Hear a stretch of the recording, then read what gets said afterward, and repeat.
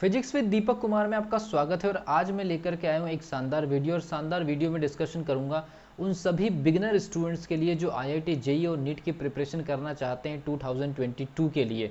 तो जो 2022 के लिए आईआईटी जेईई और नीट की प्रिपरेशन करना चाहते हैं उन स्टूडेंट्स के लिए बेसिक गाइडलाइंस वीडियो है ये।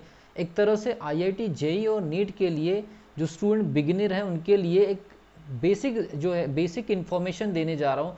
और शुरुआत करने के लिए क्या ज़रूरी हो सकते हो, कौन कौन सी इन्फॉर्मेशन ज़रूरी है एक पर्टिकुलर स्टूडेंट के लिए, क्या स्टडी का लेवल होना चाहिए, उन सभी बातों पर अगर कोई स्टूडेंट अगर प्रिपरेशन करना चाहता है या उस चीज़ को लेकर के तैयारी को स्टार्ट करना चाहता है तो ये वीडियो आपके लिए। अगर आप इस चैनल पर नए हैं तो चैनल को सब्सक्राइब कर लीजिए, बेल आइकन को प्रेस कर लीजिए।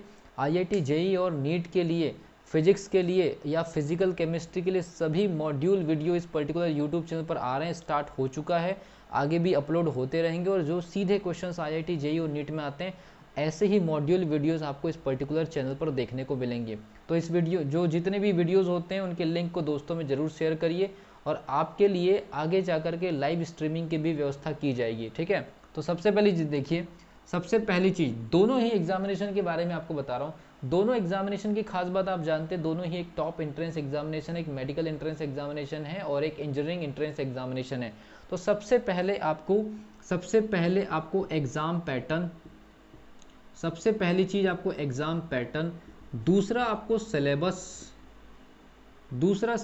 और तीसरा ओल्ड ईयर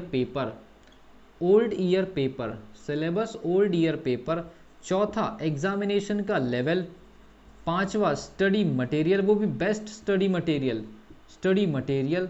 उसके बाद आप चले जाइए सीधे आपका टाइम टेबल, आपको कितने टाइम टेबल तक पढ़ना है, और उसके बाद फिर आपका स्टडी लेवल।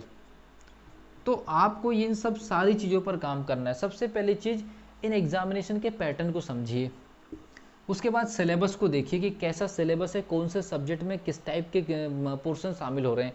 उसके बाद ओल्ड ईयर पेपर देखिए, ओल्ड ईयर पेपर देखने के बाद ये पता लगता है कि अपने को कितनी प्रिपरेशन करनी है, ठीक है। लेवल, उस लेवल को ओल्ड ईयर के पेपर के वजह से हमको अपना लेवल कंफर्म होगा और हमको अपने लेवल को जंप करना है। उसके बाद स्टडी मटेरियल कलेक्ट करना है, वो भी अच्छे लेवल का। मार्केट में बहुत प्रकार की किताबें होती है, लेकिन एक अच्छी किताब वही होती है जो आपको समझ में आती है और जिसकी फ्रिक्वेंसी या जिसका पूरा का पूरा जो कंटेंट होता है वो एग्जामिनेशन ओरिएंटेड होता है, ठीक है। इसके अलावा फिर आपको एक बेहतरीन टाइम टेबल बनाना है और टाइम टेबल के अकॉर्डिंग अपने को स्टडी स्टार्ट करनी है। उसके बाद आपका स्टडी लेवल अपने को चेक करते जाना है कि आप स्टडी जो है वो सही कर रहे हैं कि नहीं कर रहे हैं। तो ओल्ड ईयर के क्वेश्चंस लगाते चले जाइए और एनालिटिकल स्टडी करिए। जिस सब्जेक्ट में न्यूमेरिकल लगाना है न्यूमेरिकल स्टडी करिए, जिस सब्जेक्ट में थ्योरेटिकल एनालिसिस करना है थ्योरेटिकल एनालिसिस करिए, जिस सब्जेक्ट को आपको डायग्राम के अकॉर्डिंग समझना है डायग्राम के अकॉर्डिंग समझिए। तो आपको इन बेसिक प्रोसीजर से तो गुजरना ही पड़ेगा अगर इन पर्टिकुलर एग्जामिनेशंस की प्रिपरेशन करनी है तो। और इंडिविजुअल सब्जेक्ट को समझने की टेक्निक के ऊपर काम करिए।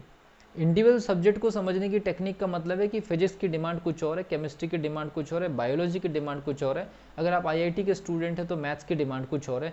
तो अगर आप इंडिविजुअल सब्जेक्ट की स्ट्रेटजी अगर थोड़ी अलग अलग बना लेते हैं और ये समझ जाते हैं कि इस सब्जेक्ट को ऐसे पढ़ना है या उस सब्जेक्ट को वैसे पढ़ना है, अगर आप बोलेंगे कमेंट सेक्शन में तो मैं आपको सभी सब्जेक्ट को एक प्रकार से एक बेहतरीन तरीके से पढ़ने की टेक्निक बता सकता हूँ।